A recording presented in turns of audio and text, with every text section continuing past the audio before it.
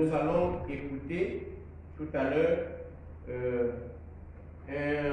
une exhortation, un enseignement sur l'expérience synodale pour nous les consacrés, hommes et femmes dans l'Église. Ce programme, cet enseignement qui était prévu par la bouche de notre sœur, la présidente sœur Lynn, sera donné par une autre personne que la sœur Lynn a désignée. Sœur Lynn provinciale, éprouvée par la disparition de notre très chère Virginia, sœur Virginia, est donc en activité provinciale pour le deuil. Nous portons cette situation aussi dans nos prières.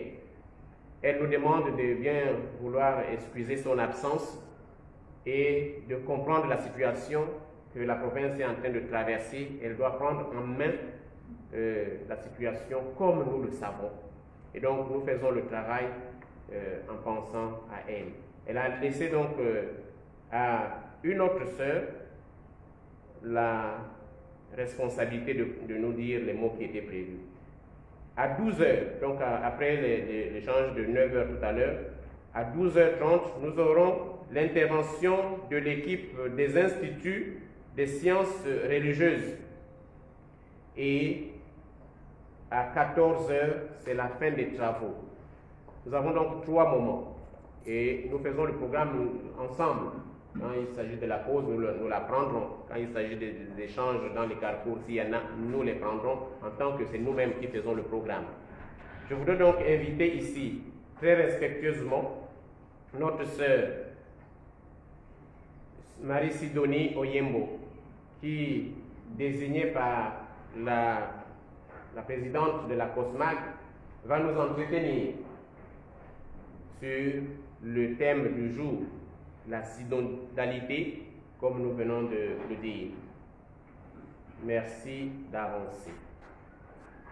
Ensemble, ensemble, nous pouvons faire ensemble, ensemble, ensemble, le monde nouveau, ensemble pour changer, nos grâces apporter, nos cœurs sont ainsi.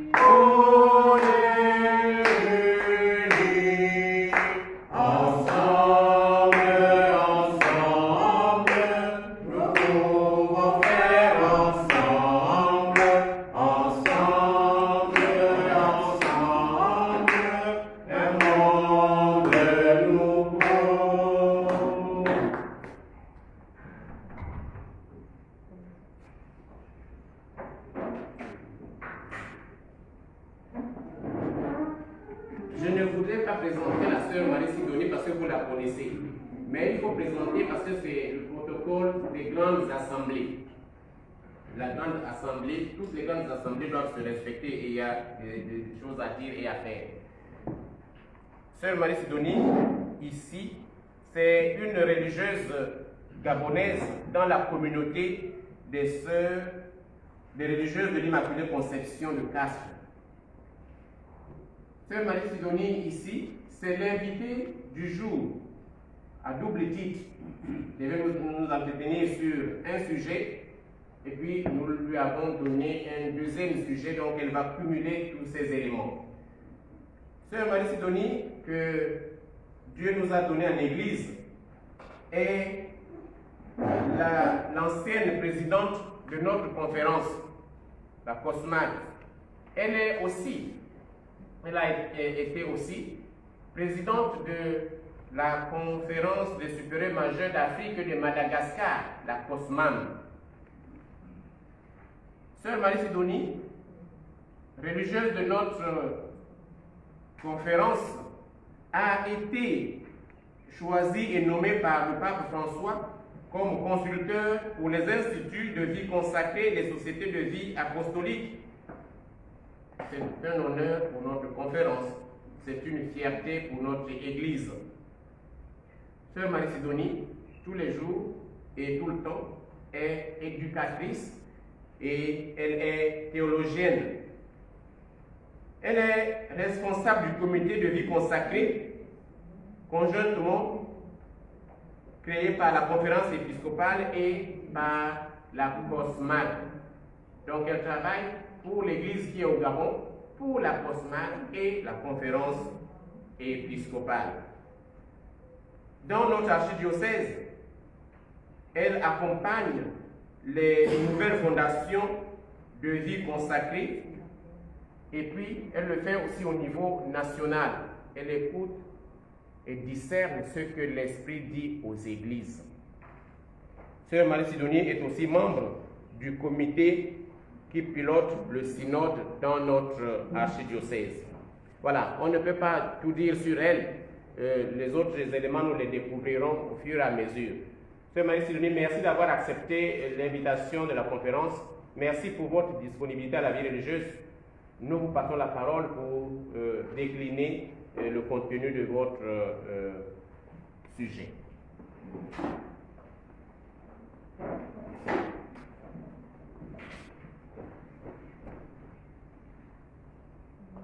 Bonjour frères et sœurs. Bonjour. Le micro parce que...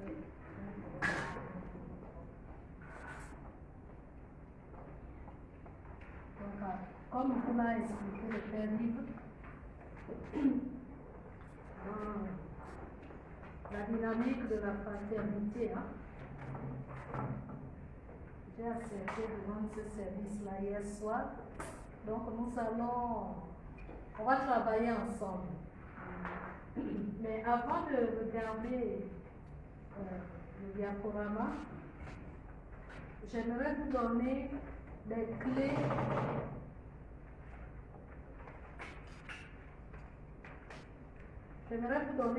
de lecture de ce diaporama une fois que je l'ai lu, des clés à partir desquelles vous pouvez regarder le diaporama et mieux le comprendre. Le texte est tiré de l'expérience vécue au chapitre général des sœurs salésiennes qui ont eu cette assemblée il n'y a pas longtemps, il y a quelques mois. Et le préfet de la vie consacrée, elles ont eu le chapitre à Rome, elles ont donc invité le préfet de la vie consacrée qui a intervenu à cette assemblée. Donc le diaporama reprend les paroles, quelques-unes des paroles qu'il a dites ce jour-là. Les clés.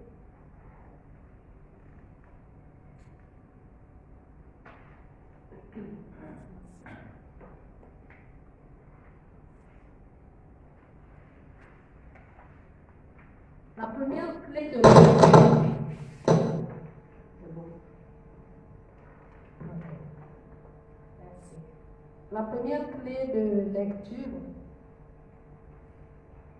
est celle du synode, du processus synodal, comme une expérience de communion.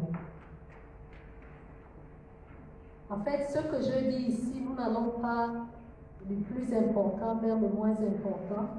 Je suis simplement la dynamique du texte. La clé de la communion. La communion perçue par le pape François avec une dimension cosmique, c'est-à-dire communion entre tous les êtres humains, entre toutes les religions et avec toute la nature. La deuxième clé est celle du discernement. Monseigneur le chargé d'affaires vient d'en parler. Le discernement comme la recherche de la volonté de Dieu en vue de la réaliser sous la guidance de l'Esprit Saint. La troisième clé est celle de la conversion. La conversion comme une transformation de la manière d'être et de vivre.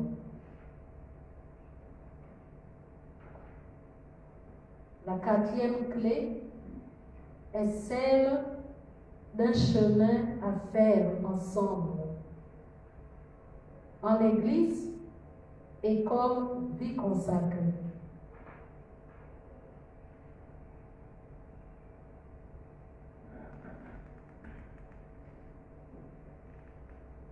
La cinquième et dernière clé que j'ai pu déceler dans cet exposé est celle de la méthodologie pour ce processus de communion.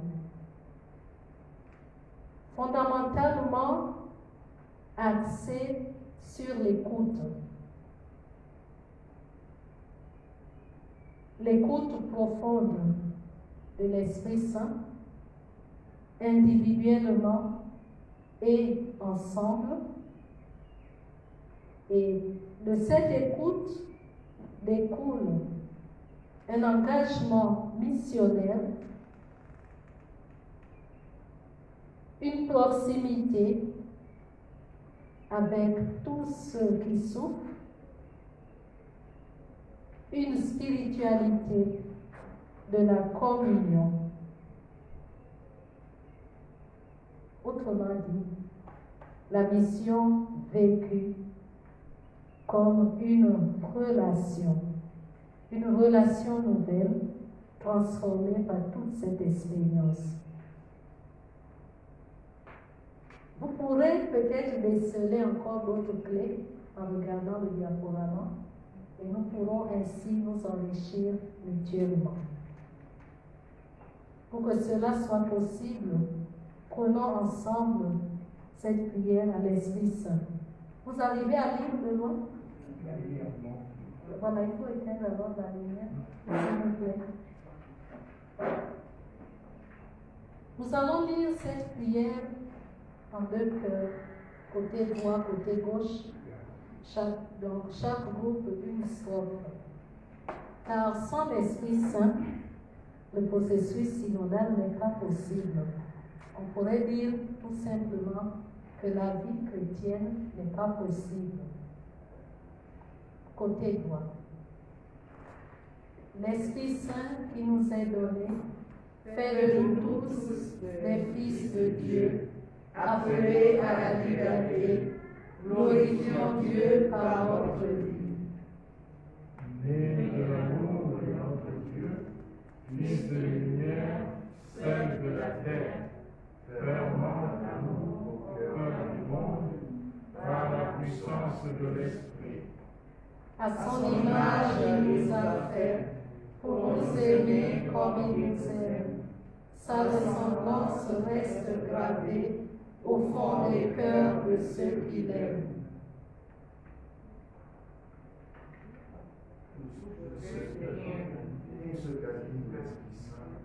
Sont délivrés de toute peur, et désormais fils adoptifs. Ils sont devenus fils du Père. N'ayons pas peur d'être des saints, puisque le Christ nous a aimés. Ouvrons les portes à l'espérance, soyons les témoins de sa paix.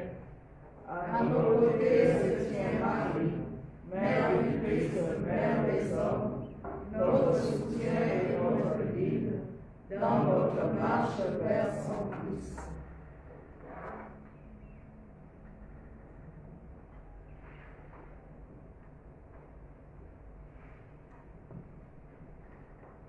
Esprit Saint, Éclaire-nous. Esprit Saint, Éclaire-nous. Esprit Saint. Éclaire-nous.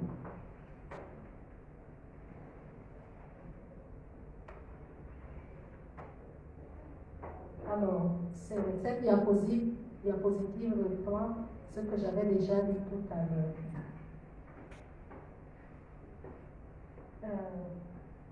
Pour que cela ne soit pas monotone, j'invite deux personnes à faire les lectures.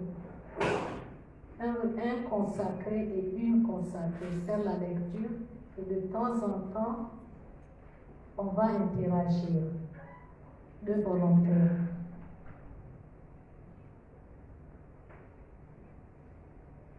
C'est comme à les lunettes. deux volontaires, une consacrée et un consacré. Merci, ce sont deux extrémités de la salle. Je ne vois pas au fond. Ah, ok. Donc, vous pouvez commencer, Père Benoît. Vous alternez la lecture. Voilà. Comme vous le savez, il y a 40 personnes au dicastère qui cherchent à servir le Saint-Père en accompagnant la vie consacrée sur les 5 continents. Nous sommes en contact avec un grand nombre d'ordres, de congrégations, d'ermites, d'instituts séculiers, d'ordo virginum et des nouvelles communautés.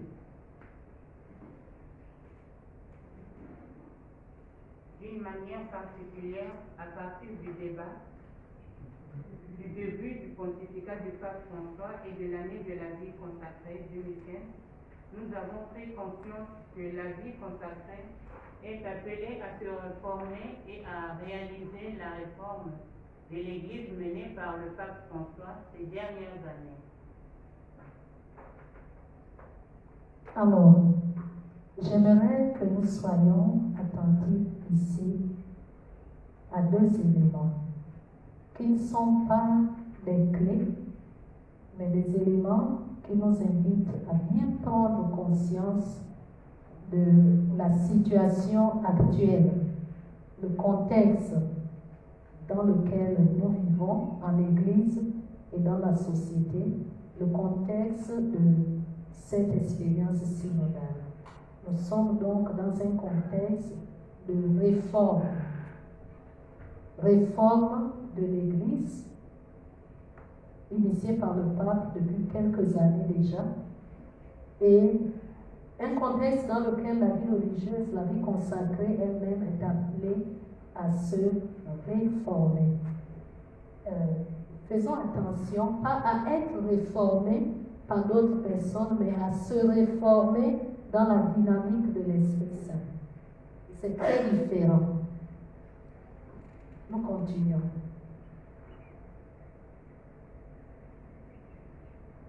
Bien sûr, le point de départ sera toujours la réforme de nous-mêmes. Les charismes historiques doivent discerner et continuer à transformer en vie de lumière reçue de Dieu pour l'humanité et pour l'Église. En ce moment, l'humanité que le pape définit comme un passage d'époque sur la base de tous les engagements historiques dont nous sommes témoins.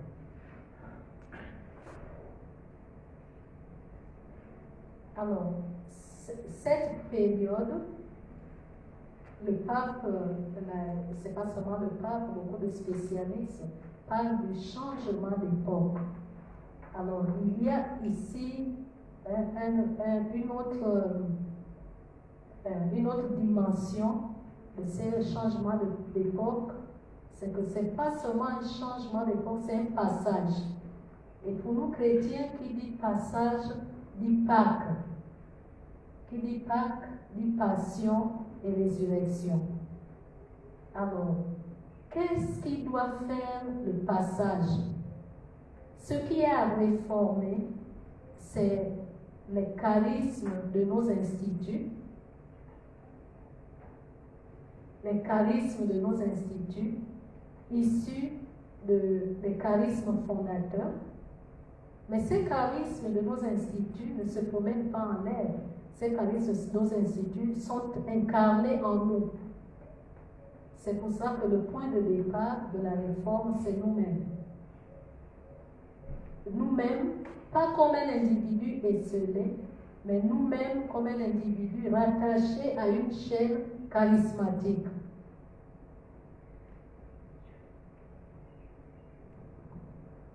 Sœur Edith.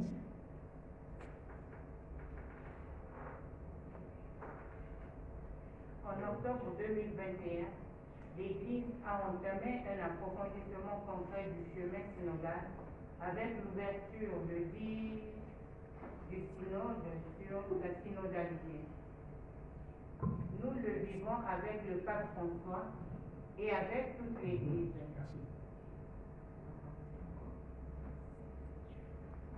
Ce seront 2 ans de... On va continuer. J'ai cru que tu avais déjà fini la lecture. Excuse-moi. Ici, nous avons donc le logo que nous connaissons déjà tous. Tu peux continuer encore la lecture, sœur Émile, s'il te plaît. C'est dépassé ma tête. C'est pas ça. On peut venir en... Non, tu peux continuer. Je vous partage certaines choses que nous sommes déjà en train d'approfondir. Le pape François, qui est fier parmi nous, nous exhorte à vivre une communion sur le chemin qui s'étend sur toutes les églises, sur toute l'humanité, fraternité, et sur toute la création, Laudato Si. C'est certainement l'un des processus les plus importants de la vie ecclésiale que nous sommes appelés à mettre en mouvement comme signe des temps. Nous sommes ici déjà dans la première clé dont je parlais tout à l'heure. Ce que je voudrais ajouter, c'est que aujourd'hui, dans notre formation comme chrétiens et comme consacrés, nous sommes appelés presque à connaître par cœur, j'exagère un peu, à connaître par cœur ces 2 documents qui sont cités ici, Fratelli Tutti et Laudato Si. 2 documents clés à approfondir pour mieux comprendre la dynamique vraiment intérieure, quand je dis intérieure, donc la dynamique dans l'Église catholique, mais aussi universelle, qui est proposée par le pape François pour vivre ce changement d'époque. Donc c'est plus large que le synode. Le synode est comme une expérience, le synode est une expérience à l'intérieur du processus de transformation, du processus de transformation qui nous mène vers une nouvelle Église du 3e millénaire. Et ça se fait tout doucement. Donc ici, j'en profite aussi, il y a des prêtres religieux. Voilà, on voit l'importance d'organiser des formations dans les paroisses, dans les communautés, partout où nous sommes avec les jeunes, sur ces 2 documents. Parce que dans ces documents, il y a vraiment toute une mystique voilà, toute une mystique qui nous est donnée par l'Église pour entrer sur ce chemin de la communion. Et non seulement le pape François aujourd'hui, mais ces documents font le lien avec les orientations de ses prédécesseurs sur la spiritualité de la communion de Jean-Paul II et nous font remonter même jusqu'au Concile Vatican II. Je pense que c'est le Père de moi qui nous met. On est salé.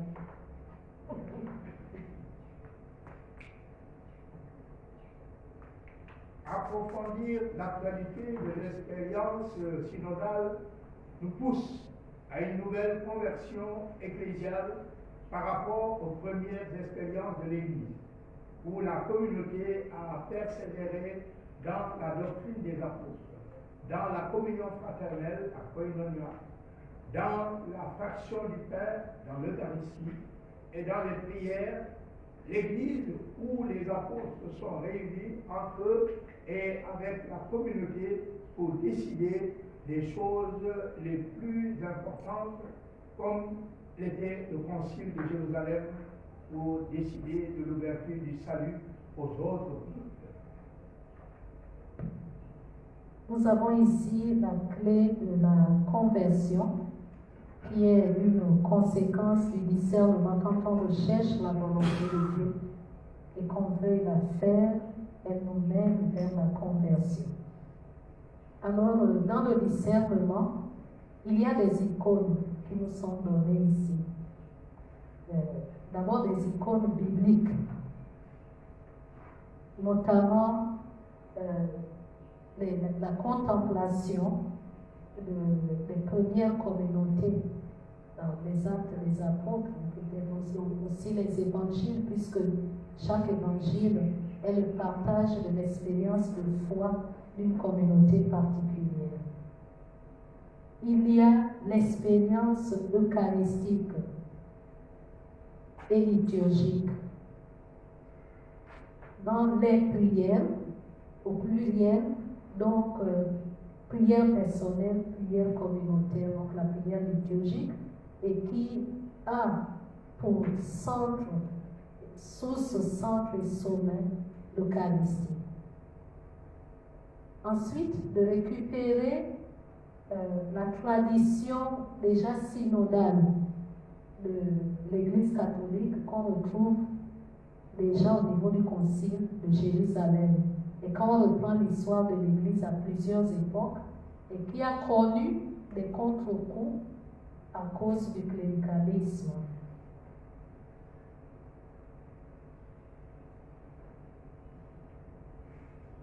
Pour la vie consacrée, il s'agit d'un discernement nouveau, d'un nouvel approfondissement que nous mettons en mouvement dans ce contexte difficile de la pandémie et qui devra désormais guider notre chemin ecclésial pour répondre aux situations nouvelles et aux nouveaux appels du moment historique actuel. Contexte de changement d'époque, contexte de pandémie qui nous amène à être et à faire autrement.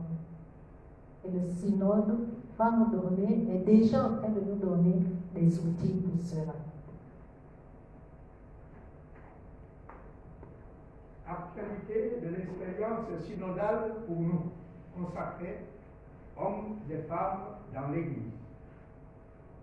À l'occasion du 50e anniversaire du synode des évêques et coïncidant avec l'année de la vie consacrée 2015, le pape François a affirmé: le chemin de la synodalité est le chemin que Dieu attend de l'Église du 3e millénaire. Or, dans cette Église, la caractéristique qui est davantage reprise, c'est celle de l'Église comme peuple de Dieu. Peuple de Dieu qui marche ensemble. Et la vie consacrée comme étant une portion de ce peuple de Dieu. D'où l'importance pour nous d'approfondir davantage l'ecclésiologie de communion, mais aussi l'ecclésiologie de service, de diaconie.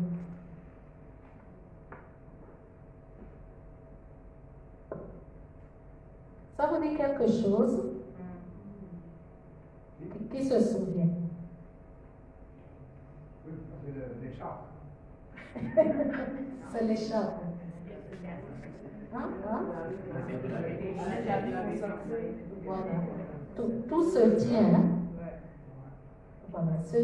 Nous parlons du synode et puis voilà, on revient en 2015. C'est les maillons d'une même chaîne. Hein? Ça dit qu'aujourd'hui, si nous voulons approfondir même la théologie de la vie consacrée, nous devons, il y a deux grands pas à faire. On prend du Concile Vatican II jusqu'à Vita Consecrata, donc 2014-2015, avec ce synode de la vie consacrée. Puis, on prend de 2015, l'année de la vie consacrée, jusqu'aujourd'hui. Tous ces écrits, lorsqu'on les met en parallèle, on voit le chemin de 50 ans de toute une théologie de la vie consacrée qui nous amène aujourd'hui à la vie consacrée vécue dans la dynamique d'une marche synodale.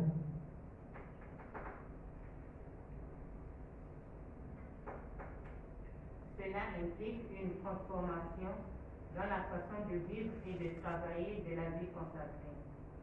En effet, le pape affirme que dans l'Église vient d'abord le peuple de Dieu, auquel participent tous les baptisés avec la même dignité, puis toutes les autres réalités. il utilise l'image de la pyramide inversée dans laquelle la base est en haut et le sommet est en bas. Je voudrais apporter un autre complément à ce qui est dit ici, parce que il n'y a pas que la pyramide inversée, il y a plutôt la position de circularité. Le peuple de Dieu, il y a 3 positions. Où la pyramide inversée ne veut pas dire que, par exemple, les fidèles soient plus importants que le pape et que le pape est en bas. Ça veut tout simplement dire qu'en matière de dignité, nous sommes tous égaux. Le pape n'est pas plus digne que le bébé qu'on vient de baptiser. Ça va? Donc le prêtre non plus, la religieuse non plus. Ce n'est pas une démarche de concurrence, mais une vision de complémentarité des charismes. Alors, le peuple de Dieu, les mariés, les célibataires, tout ce peuple-là, donc il y a une disposition de circularité. Nous avons reçu la même grâce baptismale, nous avons reçu le même sacrement de l'initiation chrétienne. Ensuite, nous avons reçu une vocation, un appel particulier qui nous met au service de l'évangélisation, comme mariés, comme laïcs consacrés, comme prêtres, comme religieuses. Alors, à l'intérieur de cette dynamique, nous devons aussi accueillir que comme pasteur, il y a des moments où le pasteur se met en tête. Le pape nous invite à ne pas oublier cette dimension, sinon le troupeau va aller dans tous les sens. C'est comme un chef de famille qui dit dans la famille, il dit aux enfants, dans la famille, tout le monde est chef. Hein? D'accord? Donc les enfants peuvent donner, c'est vrai que l'enfant peut donner une direction aux parents. Parce que Dieu parle aussi par la bouche des enfants. Mais vous comprenez ce que je veux dire. S'il n'y a plus d'autorité familiale, si dans la famille on ne sait plus qui dit le dernier mot, qui oriente, qui donne une impulsion, c'est la même chose dans la communauté, ça va être le fiasco, mais aussi la paroisse. Mais la différence, c'est l'esprit avec lequel c'est fait, la manière d'être et la manière de vivre l'autorité et les manières de faire qui doivent davantage promouvoir la communion que les abus. Les 3 abus dont parle le pape, abus de pouvoir, parce que maintenant on parle tellement d'abus sexuels qu'on oublie les autres abus. L'abus de pouvoir, abus de sexuel, les abus d'autorité. Oui, l'entonnoir, la pyramide renversée, moi parfois j'explique ça comme entonnoir. Vous savez que l'entonnoir, c'est la tête qui recueille tout ce qui peut rentrer, sinon il y a dispersion. Et l'entonnoir renversé permet au pape de recueillir ce qui est du peuple et de nous redonner ça à sa manière.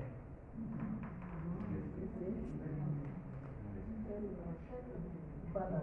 Merci, Père Lejoin. Et on comprend mieux la dynamique de ce synode unique dans l'histoire de l'Église, qui va durer 2 ans. Et le synode commence déjà avec ce que chacun d'entre nous va apporter. Et ensuite, dans la foi, en octobre 2023, nous serons appelés à accueillir et à accepter que le pape va prendre la direction du troupeau. En ce moment, quand nous accueillons les orientations, on ne dit plus « je veux, je ne veux plus ». Là, on n'est plus dans la marche d'ensemble. On est hors du chemin de conversion. Alors, tout cela a des implications bien concrètes pour nos communautés et notre vie de tous les jours.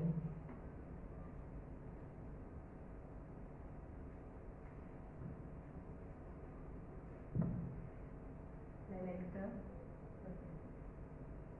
entonnoir Pour moi, parce que nous sommes en route vers le nouveau synode des évêques de l'année 2020. Ce sera la 16e Assemblée générale ordinaire. Le thème choisi par le pape François est « Pour une église synodale, communion, participation et mission ».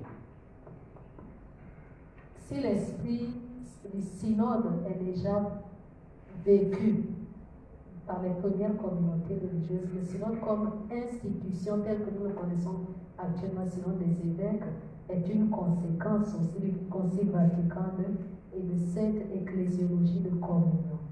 Le pape ne gouverne pas seul l'Église, il gouverne l'Église en collégialité. C'est à partir de ce moment-là aussi que les conseils généraux, provinciaux, régionaux ont pris davantage une dimension de communion et que la figure du supérieur n'était plus, l'Église invitait les consacrés à vivre, accueillir et assumer pour ceux qui ont cette charge de supérieur cette mission comme un ministère, comme un service, mais vécu en collégialité. D'où la demande du Concile de réécrire les constitutions de VOC. Beaucoup de congrégations vont réécrire leur constitution en précisant même les décisions qui relèvent du supérieur et celles qui doivent avoir soit le consentement, des conseillers et conseillères, au risque que ces décisions soient nulles, même si on est supérieur. Et de là aussi, dans les paroisses, les conseils paroissiaux pastoraux et dans les diocèses, les conseils presbytéraux et ainsi de suite. Et tous les groupes et mouvements de l'Église vont être appelés à vivre la même chose. Alors nous voyons que 50 ans après, il y a encore beaucoup de chemin à faire, mais nous sommes en chemin.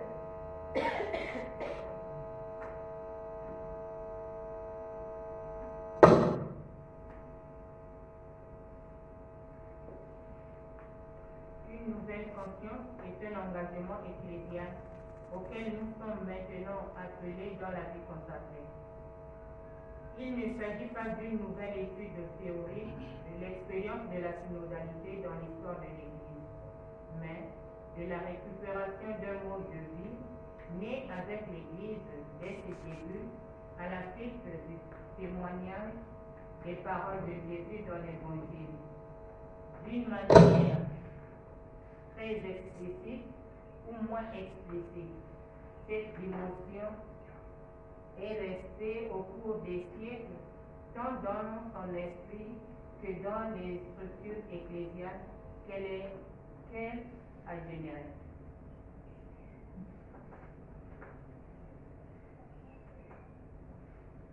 Pour acquérir cette nouvelle conscience et assumer cet engagement ecclésial nécessaire comme réponse au moment présent de l'Église et de l'humanité, le discours du Saint-Père François du 17 octobre 2015 nous guide en commémoration du 50e anniversaire de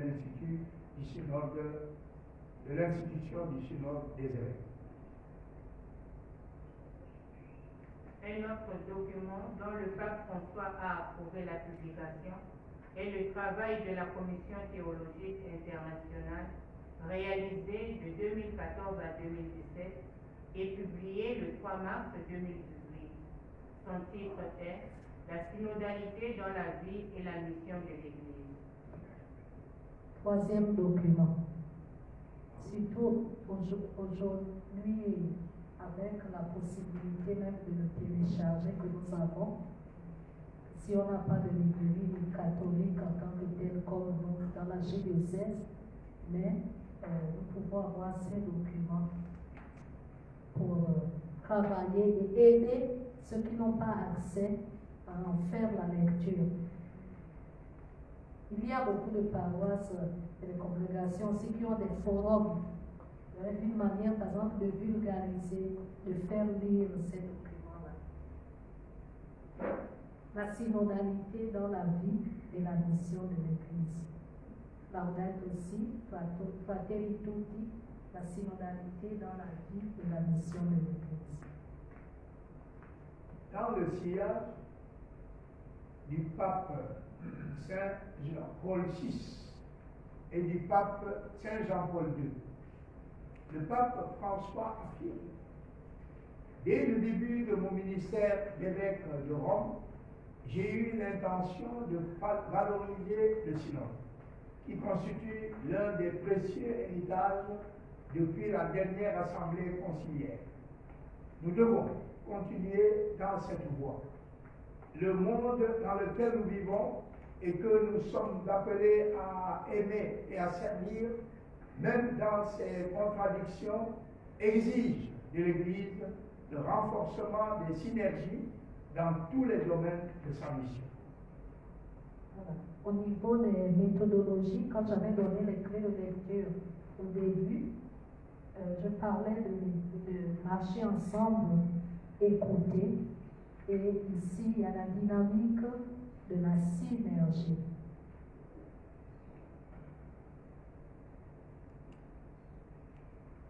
Précisément, le chemin de la synodalité est le chemin que Dieu attend de l'Église du troisième millénaire.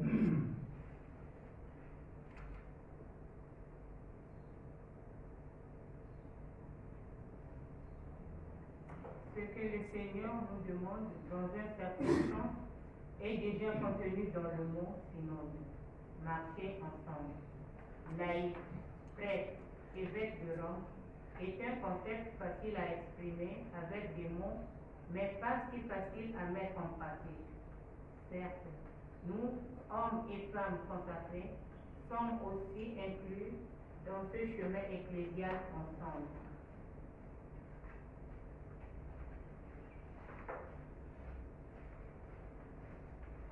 Le peuple de Dieu est saint à cause de cette onction que le rend infaillible, qui le rend infaillible, in credere, c'est-à-dire le baptême. Le sens surnaturel de la foi appartient à tout le peuple de Dieu, des évêques jusqu'à tous les fidèles. Pour cette raison, il n'est pas possible de séparer de manière rigide l'Église qui enseigne et l'Église qui reçoit l'enseignement, puisque le troupeau a aussi son propre sens pour discerner les nouveaux chemins que le Seigneur ouvre à l'Église.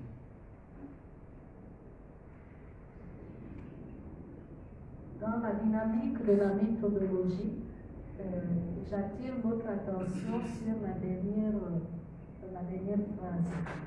Le troupeau a aussi son propre sens, entre guillemets, pour discerner les nouveaux chemins que le Seigneur ouvre à l'Église.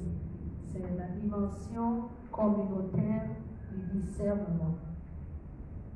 Et nous avons dans nos traditions religieuses cette richesse qu'on pourrait aussi partager. Comment apprendre à des groupes à faire le discernement communautaire, afin que le discernement de groupe, le discernement en fraternité, afin que les décisions les plus importantes que prennent ces groupes et nous-mêmes soient des décisions prises à la lumière de la volonté de Dieu.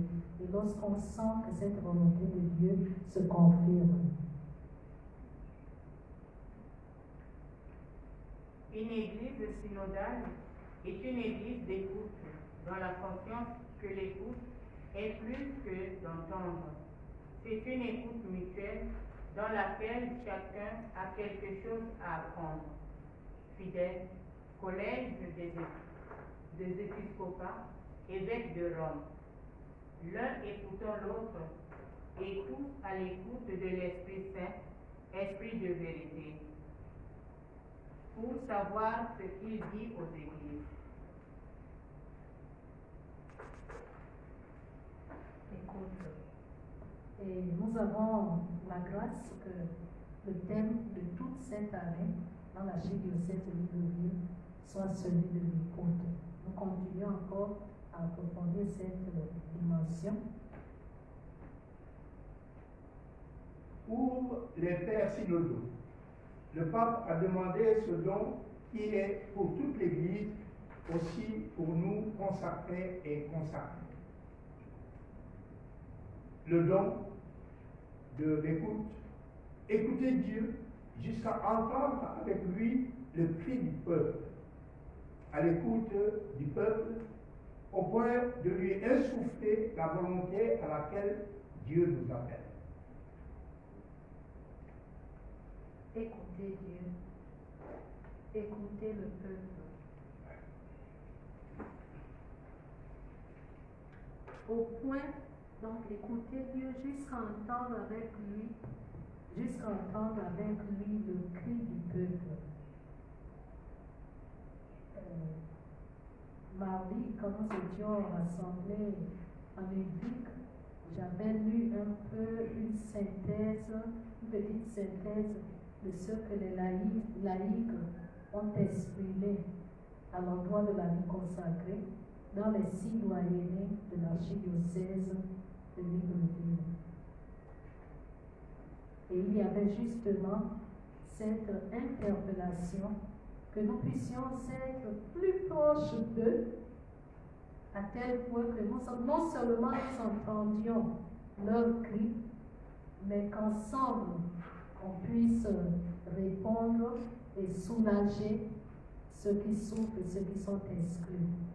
Toute cette pastorale de proximité, d'écoute, d'être avec.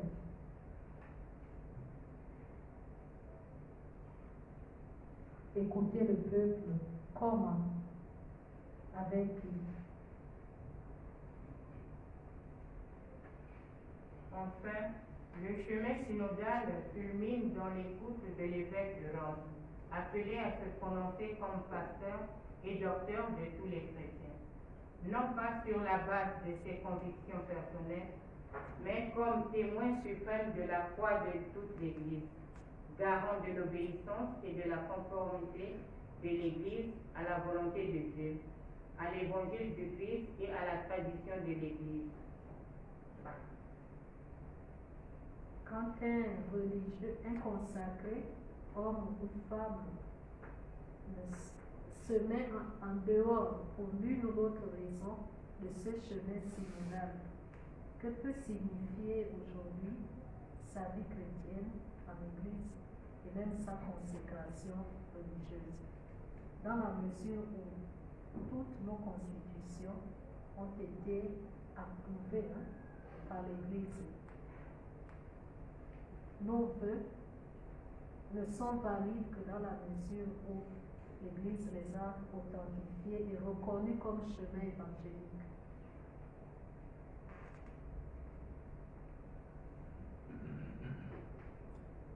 La synodalité, en tant que dimension constitutive de l'Église, nous offre le cadre interprétatif approprié pour comprendre le ministère hiérarchique. Nous comprenons qu'en son sein, personne ne peut être élevé au-dessus des autres. Au contraire, dans l'Église, il est nécessaire que quelqu'un s'abaisse pour se mettre au service de ses frères et sœurs en cours de route, d'où le nom de ministre, pour ceux qui exercent l'autorité dans le sens originel, le mot « ils sont les plus petits parmi tous ».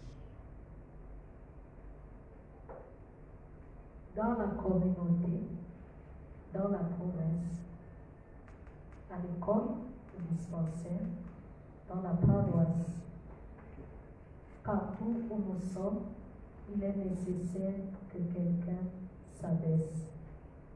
Si notre nouveau nom missionnaire pouvait être ministre, le plus petit,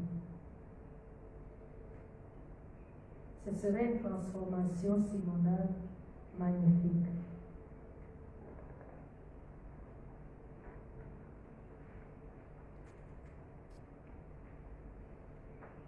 N'oublions jamais cela.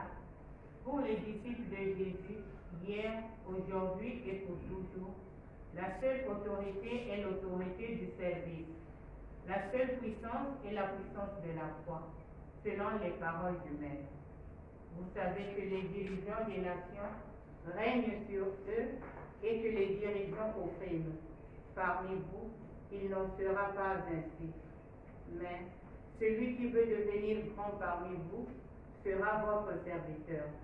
Et celui qui veut être le premier parmi vous sera votre esclave. La puissance de la croix, la puissance de la croix, la puissance du service, la puissance de la petitesse.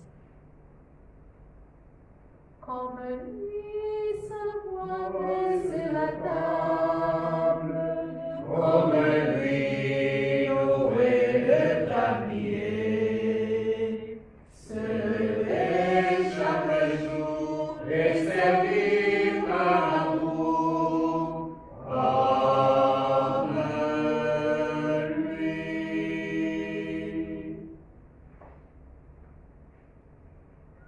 Je voulais dire quelque chose par rapport à la puissance de la croix. En général, quand quelque chose est puissant, c'est qu'il n'y a pas de souffrance dedans. C'est les autres qui souffrent. Or là, le mot croix vient renverser ce qui est puissant pour nous donner le sens du salut. C'est des mots, mais quand on les traite un peu plus, on voit que c'est des mots qui s'entrechoquent et se choquent et qui essayent de nous montrer un chemin. L'église synodale est liée avec le bas et part à partir des gens, des problèmes quotidiens dans l'attitude d'écoute et de partage. Le pape François voit aussi le travail œcuménique et une conversion de la papauté sous cet angle.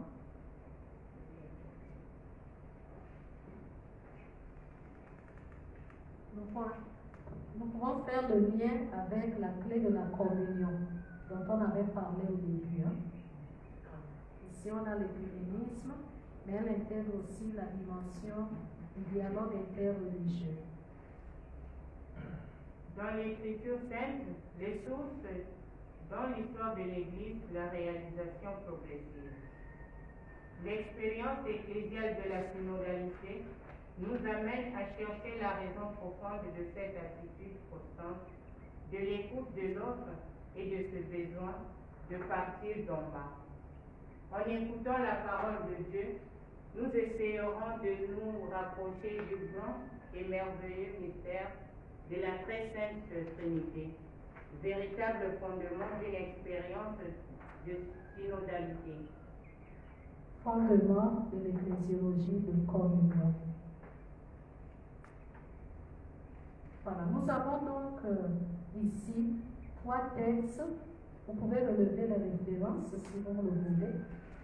Ces 3 textes clés qui sont proposés à notre méditation pour mieux entrer dans ce chemin synodal avec les Écritures.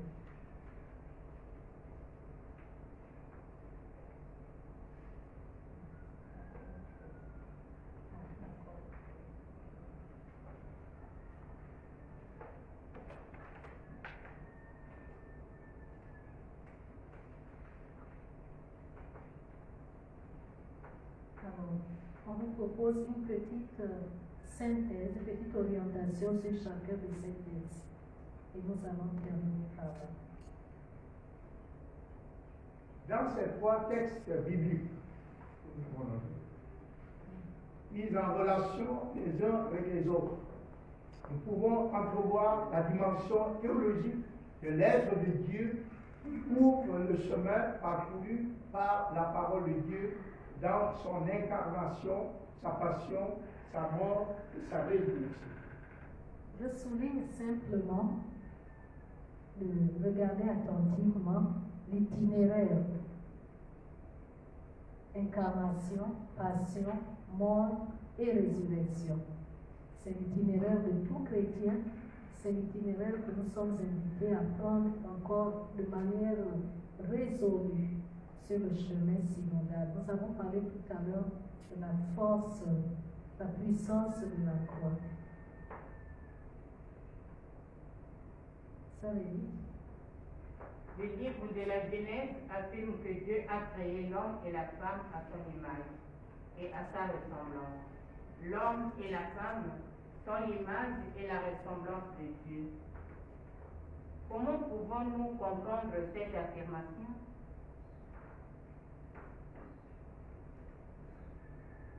Le deuxième texte, c'est-à-dire la première lettre de Saint Jean. Dans le texte cité, surtout dans les versets 8 et 16, nous vient en être Dieu est amour. Ensuite, nous pouvons conclure que l'homme et la femme ont été créés à l'image et à la ressemblance de Dieu amour. Cette grande réalité approfondit la compréhension que nous avions jusqu'à présent, selon laquelle cette image et cette ressemblance se manifestent dans la raison, la mémoire et la volonté de l'homme et de la femme.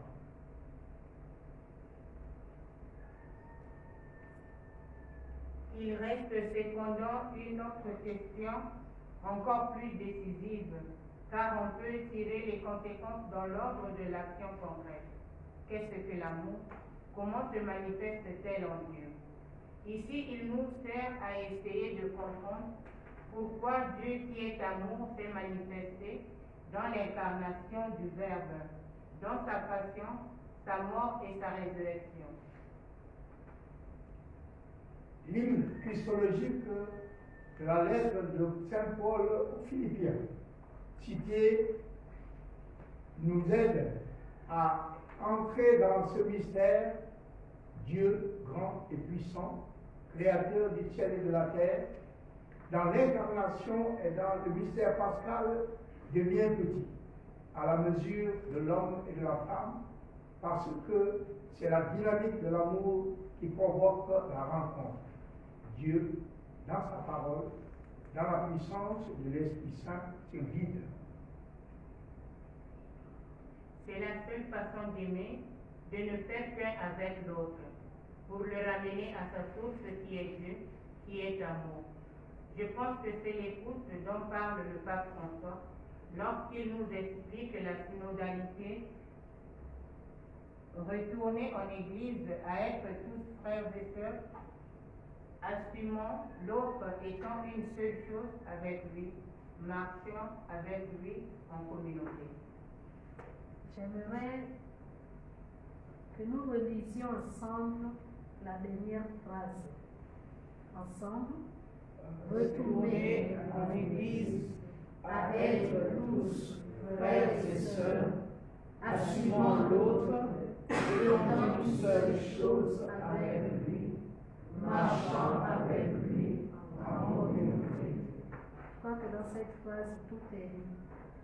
Si nous travaillons à grandir dans cette dynamique spirituelle, tous les abus là vont reculer qui scandalisent aujourd'hui l'Église et le monde. Et ça, tout cela vécu sous la guidance de l'Esprit. Retourner en Église à être tous frères et sœurs. Si on est tous frères et sœurs et que le fondement de notre relation est l'amour de Dieu, même quand le cœur humain va dans un sens qui ne serait pas celui de l'amour de Dieu.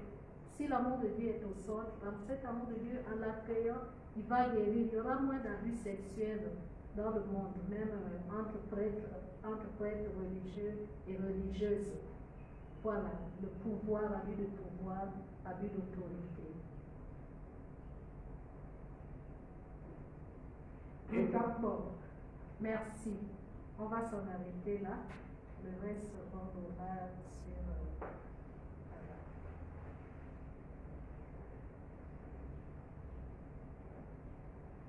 Le Christ Jésus, ensemble, on connaît, on chante ça souvent, c'est une des hymnes significatifs de la marche synodale. Le Christ Jésus Et la condition de Dieu, ne sagacement, l'homme qui égalait à Dieu, mais il s'est anéanti, prenant la condition de serviteur, devenu semblable aux hommes.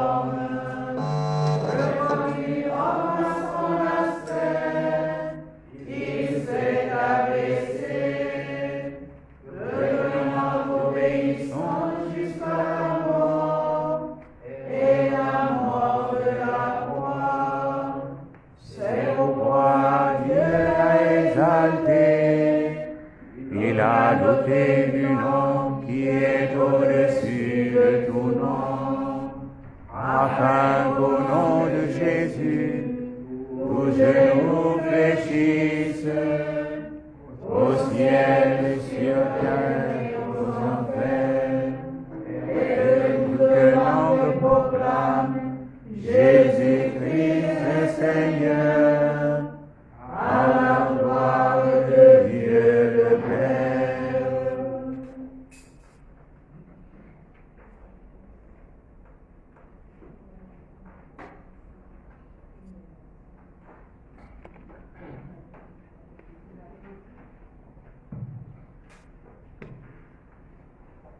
Alors nous remercions notre sœur qui a fait l'économie de ce thème si important pour notre Église, pour notre marche vers le synode.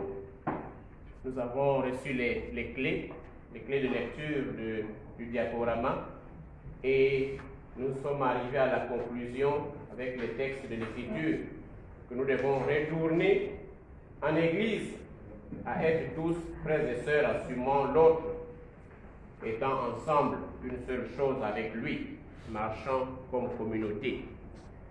Merci, sœur Marie-Sidonie. Merci pour ces lumières. Merci aussi aux autres intervenants, au Père Benoît avec l'image de l'entonnoir. Et si nous pouvons, si nous avons des interrogations, si nous avons des questions, nous avons des ajouts ou des questions, la sœur Marie-Sidonie reste à l'écoute. On l'écoute, étant le maître mot du synode, eh bien, c'est le temps des questions et de l'écoute des autres propositions. Librement, vous levez le doigt et puis on vous donne la parole et nous vous écoutons.